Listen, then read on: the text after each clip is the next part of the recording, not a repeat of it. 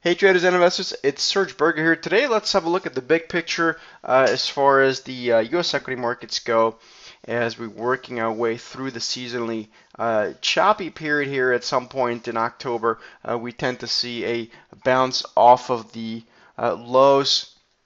So let's see if we can pinpoint that a little bit better, and also keep in mind that the bigger picture remains negative. Look at the logarithmic chart here. Going back to the early 2009 lows, you can see we've now broken both trend and support, while from a momentum perspective, we've been making a series of lower highs for some time. So this definitely is not a bullish sign. Looking at some of the sectors, look at the XLF, the financial sector of the S&P, the ETF. You can see after a 5.5 year bull cycle, we are now likely to at some point mean revert back to basic support lines. Look at the industrials, for example, too.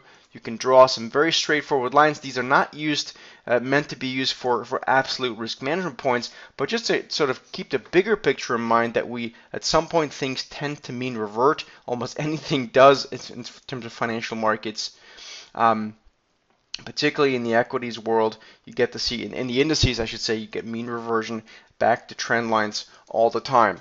You can even look at the technologies sector, for example. Here too, we have support trend line going back to the 2009, in this case, double bottom. Here too, we likely overshot and we have lower to go. So as we work through this period, keep these bigger picture charts in mind, because basically, at least through a multi-week, more likely a multi-month lens, these indices or these sectors will have to mean revert back to these multi-year support lines. Hope this makes sense. As always, if you got any questions, you can hit me up on Twitter.